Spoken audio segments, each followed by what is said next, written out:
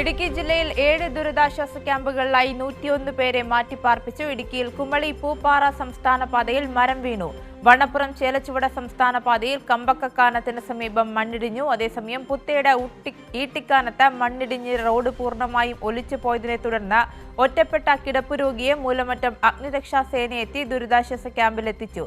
Sibi C Joseph ഇടുക്കിയിൽ നിന്ന് വിവരങ്ങളുമായി ചേർന്നു. സിബി, മഴയൽപ്പം മാറി നിൽക്കുന്നുണ്ടെന്നാണ് മനസ്സിലാക്കുന്നത്. പക്ഷേ ഇടുക്കി ജില്ലയിൽ 7 ദുരിതാശ്വാസ ക്യാമ്പുകളിലേക്കായി 101 പേരെയാണ് നിലവിൽ മാറ്റിപ്പാർപ്പിച്ചിരിക്കുന്നത്. ഏറ്റവും പുതിയ വിവരങ്ങളിലേക്ക് പോവുകയാണെങ്കിൽ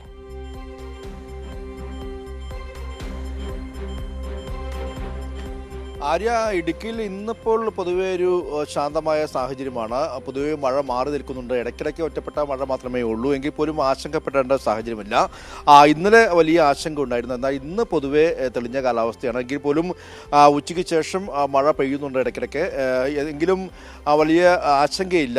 ഇന്നിപ്പോൾ 4 ഡാമുകൾ, പ്രത്യേകിച്ച് കല്ലാർകുട്ടി, കൂടാതെ പാമ്പ്ള, അതുകൂടാതെ മലങ്കര, ഇങ്ങനെ 4 ഡാമുകളിലാണ് വെള്ളം തുറന്നുവിട്ടിരിക്കുന്നത്. അതുകൊണ്ട് തന്നെ താഴെ മൂവാറ്റുപുഴയാറിലും തൊടുപുഴയാറിലൊക്കെ വെള്ളം വലിയ രീതിയിൽ ജനനിരപ്പ് ഉയരുന്നുണ്ട്. എങ്കിൽ പോലും ആശങ്കപ്പെടേണ്ട സാഹചര്യമില്ല. 2 ഭാഗത്ത് 2 ആറുകളുടെയും തീരത്തുള്ളവർക്ക് ജാഗ്രതാ നിർദ്ദേശം നൽകുകയും മൂവാറ്റുപുഴയിലൊക്കെ ചില ആളുകളെ മാറ്റി പാർപ്പിച്ചിട്ടുണ്ട്. ഇപ്പോൾ നിലവിൽ 8 ദുരിതാശ്വാസ ക്യാമ്പുകളായി 132ഓളം ആളുകളെയാണ് മാറ്റി പാർപ്പിച്ചിട്ടുള്ളത്. എങ്കിൽ പോലും ആശങ്കപ്പെടേണ്ട സാഹചര്യമില്ല. ഞാനിപ്പോൾ നിൽക്കുന്നത് ഈ തൊടുപുഴയിൽ വാട്ടർ അതോറിറ്റിയുടെ ഓഫീസിന് പുറകിലാണ്. എനിക്ക് പിന്നിൽ കാണാം വലിയ രീതിയിൽ വലിയ കൂറ്റൻ മതിലാണ്. ഈ തൊടുപുഴ വാട്ടർ അതോറിറ്റി താഴെയുള്ള പിന്നിലുള്ള കൂറ്റൻ മതിൽ ഇത് ഇടിഞ്ഞ് താഴേക്ക് വീണിരിക്കുകയാണ്. ആ ഒരു കാഴ്ചയാണ് കാണുന്നത്. മാത്രമല്ല ഇവിടെ വലിയ ഈ തൊടുപുഴ നഗരത്തിലേക്കുള്ള കുടിവെള്ളം കൊണ്ടുപോകുന്ന കുടിവെള്ള പൈപ്പ് പൂർണ്ണമായും തകർന്നിരിക്കുകയാണ്. അതുകൊണ്ട് തന്നെ തൊടുപുഴ മുനിസിപ്പാലിറ്റിയിലെ കീഴിലുള്ള 13 വാർഡുകളിലേക്കും കുമാരമംഗലം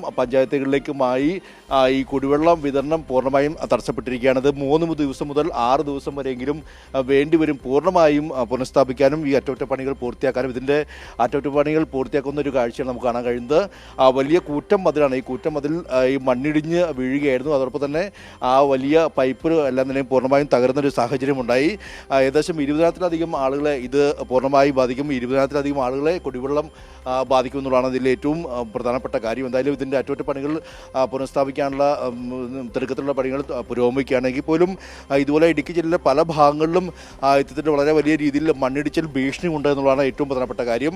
ഇന്നിപ്പോൾ വണ്ണപ്പുറം ചേലച്ചുവട് സംസ്ഥാന പാതയിൽ കമ്പകക്കാനത്ത് സമീപം മണ്ണിടിച്ചിലുണ്ടായി. അവിടെ വാഹനങ്ങൾ വഴിതിരിച്ചു വിടുകയാണ്. അതുകൂടാതെ ഇന്നിപ്പോൾ രാവിലെ പുളിൽമലയ്ക്ക് സമീപം, അതായത് കുമളി പൂപ്പാറ സംസ്ഥാന പാതയിൽ മരം വീണുകയും ഗതാഗതം അവിടെ സ്തംഭിക്കുന്ന സാഹചര്യമുണ്ടായി. പിന്നീട് മരമെല്ലാം തന്നെയും മാറ്റി വീണ്ടും പുനഃസ്ഥാപിച്ചിട്ടുണ്ട്. അങ്ങനെ നിരവധി ഇടങ്ങളിൽ മണ്ണിടിച്ചിൽ ഭീഷണിയുണ്ട്, ഉരുൾപൊട്ടൽ ഭീഷണിയുണ്ട്. എങ്കിൽ പോലും ഇന്നിപ്പോൾ വളരെ വലിയ രീതിയിലുള്ള ഒരു അനിഷ്ട സംഭവം ഇല്ല എന്നുള്ളതും ഏറ്റവും ആശ്വാസകരമാണ്. എങ്കിൽ പോലും പരക്കെ മഴ ഇടയ്ക്കിടയ്ക്ക് പെയ്യുന്നുണ്ട്. എങ്കിൽ പോലും ഇന്നിപ്പോൾ ആശങ്കപ്പെടേണ്ട സാഹചര്യമില്ല എന്നുള്ളതാണ് ഏറ്റവും ആശ്വാസകരമായ മറ്റൊന്ന്. കൂടാതെ ഈ ഇടുക്കി ഡാമിലെ ജലസംഭരണി ഏകദേശം അവിടെ 50% താഴെ മാത്രമാണ്. അവിടെ ആശങ്കപ്പെടേണ്ട സാഹചര്യമില്ല. മുല്ലപ്പെരിയാറിൽ 116 അടി മാത്രമാണ് ഇപ്പോൾ വെള്ളത്തിന് ജലനിരപ്പിൻ്റെ ഒരു തോതെന്ന് പറയുന്നതെങ്കിലും ആശങ്കപ്പെടേണ്ട സാഹചര്യമില്ല. ഇടയ്ക്കിടയ്ക്ക് മഴ പെയ്യുന്നുണ്ട്.